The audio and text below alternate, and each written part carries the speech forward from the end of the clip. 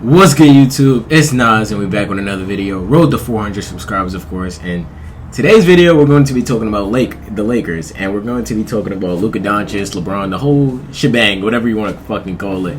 But it's interesting that I'm seeing reports that LeBron, they might not retain LeBron next season, which is kind of crazy if LeBron decides to play another season, if they don't retain him. And I expected this to happen, basically. The Lakers are now building around Luka Doncic, and that's what I would do. That's what any logical player would do. Luka is like 24, 25 right now, and he's not even in his prime yet. And I think, in my opinion, healthy Luka was the best player on the planet in 2024. 2025, he dealt with the calf injury, he dealt with the trade, and now he's going to be a Laker for the foreseeable future. It looks like he's going to sign a contract extension next weekend, actually. And I just had the thought, like, can the Lakers build a team around Luka, since they're basically done with this LeBron saga? LeBron was on the Lakers since 2018. We know the GM, he was controlling everything behind the scenes, and the Lakers were talking to him after every move, and now it looks like they're not doing that anymore. They're contacting Luka Doncic, the other superstar on the team, which kind of doesn't make sense to me, because why not contact LeBron still when LeBron is still a superstar in the NBA?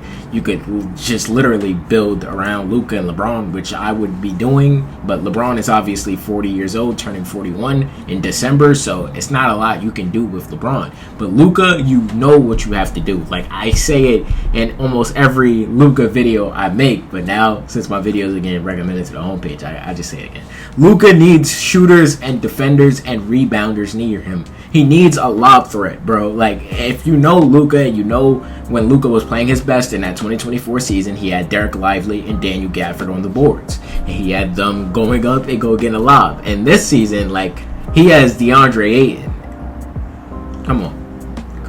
Like, DeAndre Ayton is not going to elevate you in 2025. We just got to keep it a buck. It's an improvement from Jackson Hayes, yes, for sure, but it's all what energy level you get out of DeAndre Ayton. If you get 2021 Suns DeAndre Ayton when they went to the NBA Finals, then you got a decent big man. But do we think Ayton could lock down in a defensive end like Lively and Gafford was? No. So that's why I feel like the Lakers are really lacking in the center department still. But Luka is going to make Ayton better. There's no doubt about it. As long as Ayton could get boards and obviously catch that lob, he'll be good. But obviously they didn't add a lot of pieces. They added DeAndre Ayton. You added Marcus Smart, whom Luka recruited to LA. You see reports where Luka contacted Marcus Smart nonstop trying to get him on the team. And that's a great pickup. I feel like it's not the same Marcus Smart from the Boston Celtics teams, obviously, but Marcus Smart is still a great defender. I haven't really been paying attention to him when he went to Washington or Memphis, because in Memphis he was dealing with injuries, and then every time I tried to watch him, he was injured. So what can you fucking do? But if you get a healthy Marcus Smart, that's huge. You got Jake LaRavia, who was your first offseason pickup, I guess, but Jake LaRavia is a good spot-up shooter. But do we think this Lakers roster is a fucking finals-bound team? No, I don't see the Lakers winning it all with this roster. To be honest, I see them getting into the playoffs, because obviously they're not missing the playoffs with Luka and LeBron unless there's an unfortunate injury to one of these players or one of their key, obviously, players that they need to run minutes. They're just not. It's just not going to happen. But this roster is not primed for a championship run. It just isn't. And LeBron is obviously 40 years old. You're talking about not retaining him next season. He doesn't have a lot of seasons left. So why not just pick up the shooters, the big man, and that you need? And obviously the contract limitations is holding you back a little bit. Like I said, like, LeBron didn't take a pay sacrifice. There's a video on my channel from earlier this month when LeBron first signed his contract extension for one season. He took his money, because the last time LeBron took a pay cut, Rob Pelinka didn't do anything. So LeBron wasn't about to sacrifice all this money in his fucking 22nd season at age 40. He just wasn't going to do that. That wouldn't have been a smart move, and obviously it lacked the Lakers down, because they couldn't pick up, again, some key free agents this offseason, which they needed to do. But we'll see how they do in the trade deadline, because obviously the offseason isn't the the offseason isn't the only market for you to get players. Let's just say that. But there's a lot of improvement for the Lakers to do, and I don't really understand, like I said, or I hinted to in the beginning of the video, I don't understand like dismantling the LeBron relationship this early. I just don't understand it. Why would you do this to one of the best players in the game, arguably one of the greatest players of all time, or the greatest player of all time, my bad.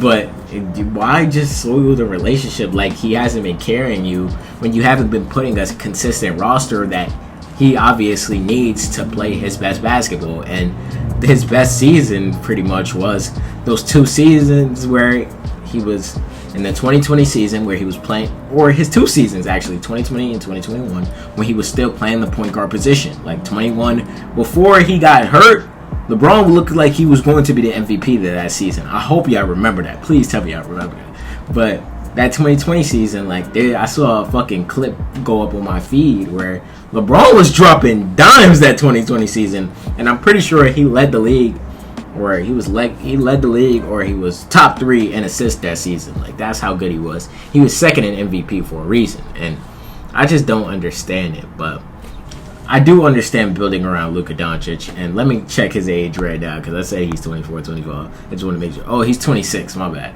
He's a 26-year-old superstar. He'll be 27 next year, and basically in February, my bad. He'll be 27 in February, which you have yet to see, I feel like, the best season of Luka, because it looks like Luka has slimmed down a little bit, and if he gets to that same size as rookie Luka, go look at those highlights. I'm not going to say too much because I'm not going to hype it up, because we don't know if Luka will maintain the skinniness till October, and that's when obviously the season starts, and it's July 27th, so it's in fucking, my bad. August, September, October, 3 months. 3 months. I had to think about it. It just fucked me up because my camera just moved a little bit. I think y'all probably noticed, but I'm gonna finish off this video before I change the camera again. But Luka non-stop, like, he's averaged above 27 points per game since his rookie season. Like, that's how good Luka's been. So obviously, if you put the talent around Luka, you know what he's gonna do. But individually, you know what Luka's going to give you. He's going to make your floor better. The ceiling is not that high, but the floor is absolutely phenomenal. So what do you do? Because I remember early in Luka's career, like, the Mavs didn't have the right roster around him. It was really the 2024 season where Nico Harrison really put the roster around him and then decides to trade him the next season. So that just sucks for Luka. Now he has to have another GM build a roster for him to play his best basketball. And Luka has to play up to par, because obviously these playoffs, he didn't really show what I know he's capable of. And I'm a huge Luka fan, if you can't tell. People who know me know I'm a Luka fan. So, I don't know. I'm just excited for the future. But it's interesting, bro. I still can't believe Luka's a Lakers. Like, I just gotta think back when I'm looking at the NBA and I see Luka in a Laker jersey. I'm like, what the fuck? And I always gotta remember that shit happened this year, bro. Like, that's crazy, bro. Never in my mind. Look, oh my god. I'm just reminiscing what I was doing that day, bro. Like, I remember everything I was doing to that moment when I got that notification. It's just fucking insane to me, bro. But I want to know what y'all think of the Lakers roster. Do y'all think that they could make a run this season, or what do y'all think they do? Like, do you think LeBron returns next year for his 23rd or 24th? 24th or 23rd season? Do y'all think LeBron returns for that season? Because it looks like the relationship between him and the Lakers are going downhill. They're rapidly going down. Every report that I see, it's going down. So let me know. And roll to 400 subscribers. I hope you guys enjoyed. What's good, y'all? If y'all made it to the end of the video, I hope you guys enjoyed this video. And the channel icon's right here on the right, and there's a video on the left. Click one of them holes if you didn't watch it already, and subscribe. Help the channel grow, and I appreciate you.